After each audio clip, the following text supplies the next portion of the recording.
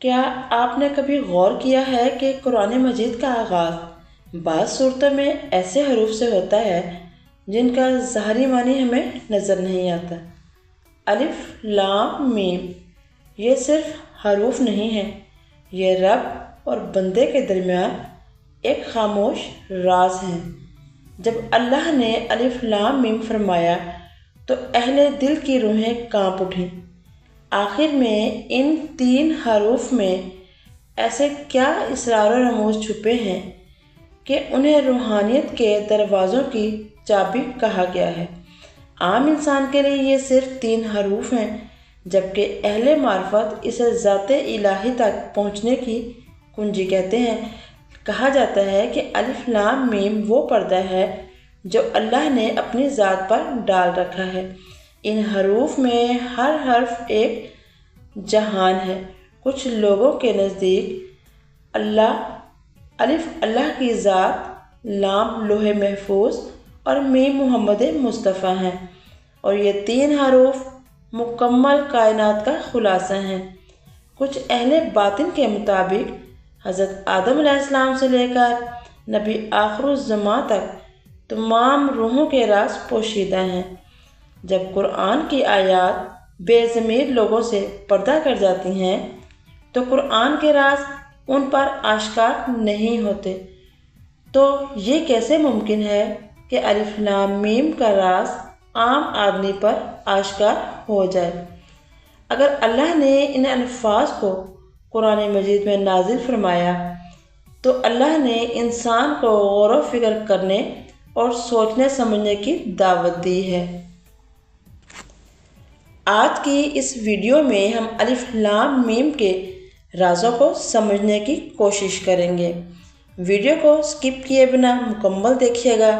اگر ویڈیو کسی طرح بھی آپ کے علم میں اضافے کا باعث بنے، ویڈیو پسند آئے تو لائک کیجیے گا اور شیئر کیجیے گا اور خوبصورت سا کمنٹ بھی کیجیے گا۔ اگر قرآن کا ہر لفظ سمندر ہے تو الف لام میم اس کا گہرا راز ہے، جسے صرف جھکنے والے ہی محسوس کر سکتے ہیں۔ قرآن کی سورہ بقرہ الف لام میم سے شروع ہوتی ہے، وہ بلند مرتبہ کتاب جس میں کسی قسم کی کوئی گنجائش نہیں۔ اس میں متقین کے لیے ہدایت ہے۔ اس آیت میں الف لام میم ایک روحانی کوڈ ہے۔ یہ آیت بتاتی ہے کہ یہ روحانی کوڈ کس پر آشکار ہوگا، یعنی کہ یہ راز صرف ہدی للمتقین پر ہی آشکار ہوگا۔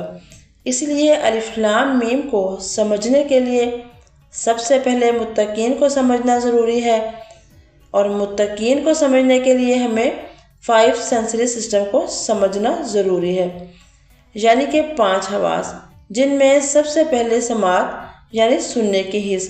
اور انسان 2 طرح سے سنتا ہے، جسمانی سماعت اور روحانی سماعت۔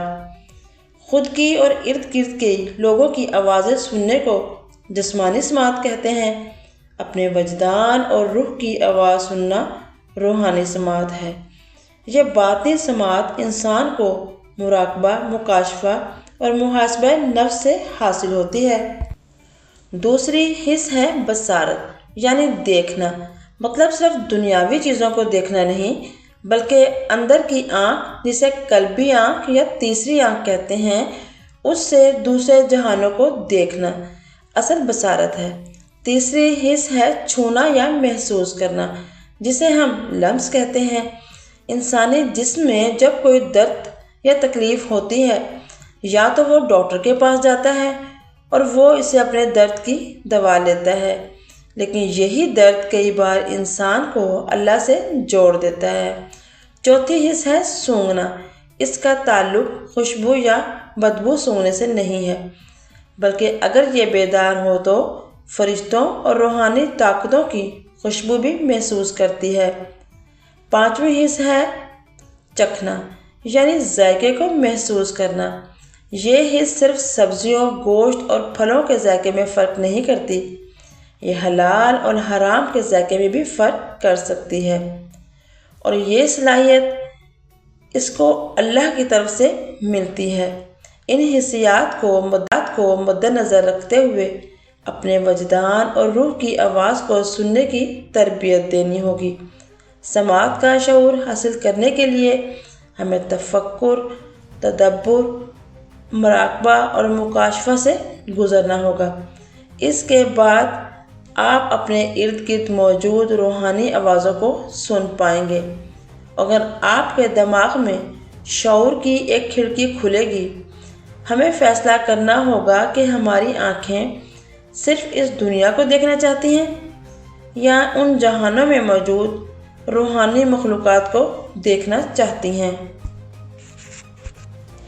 जो अल्लाह ने अपने औलिया के लिए पैदा फरमाई हैं। और अल्लाह की कुदरत को देखने के लिए सिर्फ जिस्मानी आँखें नहीं बल्कि रूहानी आँखें दरकार हैं। हमें अपने दुखों, तकलीफ़ों, परेशानियों को अल्लाह की तरफ जाने वाली सीढ़ी बनाना होगा। आप जितना परेशानी में अल्लाह को पुकारेंगे, शऊर के नए दरवाज़े खुलते जाएंगे। आपको फ़ैसला करना होगा कि आप क्या सूंघना चाहते हैं या स्मेल करना चाहते हैं। जब सूंघने की हिस्स लतीफ़ हो जाती है तो इंसान हमेशा खुशबुओं को तलाश करता है, बदबू और गंदगी को नापसंद करता है, और यह खुशबूदार माहौल रूहानी क़ुव्वतों को अपनी तरफ खींचता है। यही वजह है कि जब सूंघने की हिस्स बेदार होती है तो इंसान सैकड़ों मील दूर से आने वाली खुशबू को भी महसूस करता है। जैसे हज़रत याकूब अलैहिस्सलाम ने अपने गुमशुदा बेटे हज़रत यूसुफ अलैहिस्सलाम के कुर्ते की खुशबू को महसूस किया था। अब ये फ़ैसला करना है कि आपने हलाल खाना है या हराम, क्योंकि हलाल चीज़ें आपकी रूह को ताकत देती हैं और हराम चीज़ें आपके नफ्स को ताकत देती हैं। जब आप इन हिस्सियात का शऊर बेदार कर लेते हैं तो ये वो मकाम है जिस मकाम पर अल्लाह ताला फरमाता है, मेरा कोई बंदा मेरा कुर्ब हासिल कर लेता है तो मैं उससे मोहब्बत करने लगता हूँ, और जब मैं मुझसे मोहब्बत करता हूँ तो मैं उसके कान बन जाता हूँ जिनसे वो सुनता है, उसकी आँखें बन जाता हूँ जिससे वो देखता है, इसके हाथ बन जाता हूँ जिनसे वो पकड़ता है, और इसके पाँव बन जाता हूँ जिनसे वो चलता है। अगर वो मुझसे कुछ मांगता है तो मैं ज़रूर अता करता हूँ। ये वही मकाम है कि जब इंसान के अंदर उसके तमाम शऊर में तकवा दाखिल हो चुका होता है और वो अपने कान से हकीकत की आवाज़ को सुनता है, ज़ाहरी नज़र की बजाय रूहानी नज़र से देखता है, और उसके रोम रोम में अल्लाह समा जाता है, और हत्ता कि ये इंसान अहले तकवा में शामिल हो जाता है, क्योंकि वो दुनिया की तमाम लज्जतों से अल्लाह की मोहब्बत के लिए किनारा कशी कर लेता है। और जैसे ही ये इंसान हुदल्लुल मुत्तकीन की मंजिल को पहुंचता है तो कुरान के ये राज उस पर खुलना शुरू हो जाते हैं और उसको अल्लाह की तरफ से हदायत मिलने लगती है कि ये किताब जिसे कुरान पाक कहते हैं, ये परहेज़गारों के लिए हदायत है। यही लोग इल्म के समंदर में गोताज़न होते हैं और अलिफ लाम मीम में छुपे हज़ारों जहान और हज़ारों राज इन पर खुलते हैं। इन लोगों को इल्मुल यकीन अता किया जाता है, जिसका जिक्र सूरत अत-तकासुर में है। अल्लाह जानता है कि तुम इल्मुल यकीन के साथ जानते हो, और यकीन के बाद ऐनुल यकीन का जिक्र भी सूरत अत-तकासुर में है कि फिर तुम ज़रूर इसको देखोगे यकीन की आँख से। ऐनुल यकीन के बाद इंसान हक़्क़ुल यकीन तक पहुँचता है, जिसका जिक्र सूरह वाक़िया में है। यकीनन ये है सच्चा यकीन, यानी कि ऐसा यकीन जो गुमान से आज़ाद हो, जिसमें रोशनी और रूहानियत शामिल हो। यह मनाजिल वही तय करते हैं जो मुत्तकी हों, जो लैलतुल क़द्र और दीगर मुक़द्दस रातों में नाजिल होने वाले अल्लाह के तजल्लियात को महसूस करते हैं, नूरे इलाही के पैगामात को सुनते हैं। ये उन रातों का जायका चखते हैं जो कदर वाली रातें हैं, उन रातों को महसूस करते हैं जो 1000 महीनों से अफजल हैं। ये लोग नूरे इलाही की تجلیات کو نہ صرف سنتے ہیں، چھوتے ہیں، محسوس کرتے ہیں اور حتیٰ کہ چکھتے بھی ہیں، اور اللہ کی طرف سے جو لباس انہیں عطا ہوتا ہے وہ تقوی کا لباس ہے، جو صرف اہل یقین اور متقیوں کے لیے ہے۔ اور الف لام میم جو قرآن کے شروع میں موجود ہے، اس کا راز صرف اسی پر کھلے گا جس کے پاس تقوی ہے، وہی ان حروف کا مطلب بیان کرنے کے قابل ہوگا، کیونکہ الف لام میم کی چابی صرف متقی لوگوں کو فراہم کی جاتی ہے۔ الف عزت اللہ کہ اللہ کی عزت جو تمام تخلیقات میں سمائی ہوئی ہے، جو تمام مخلوقات سے پہلے موجود تھی۔ اللہ فرماتا ہے کہ میں چھپا ہوا خزانہ تھا، میں نے چاہا کہ پہچانا جاؤں تو میں نے مخلوق کو پیدا کیا اور انہیں اپنا تعارف کرایا۔ لام لسان الحق ہے، یعنی حق بولنے والی زبان۔ اللہ تعالیٰ جب بھی پہچانا جائے گا وہ لسان الحق کے ذریعے ہی پہچانا جائے گا، کیونکہ کسی کو براہ راست اللہ تک رسائی نہیں ملتی، اور یہ لسان الحق نبی محترم صلی اللہ علیہ وآلہ وسلم کی زبان اقدس ہے۔ کس زبان اقدس سے قرآن بھی نکلا اور حدیث بھی۔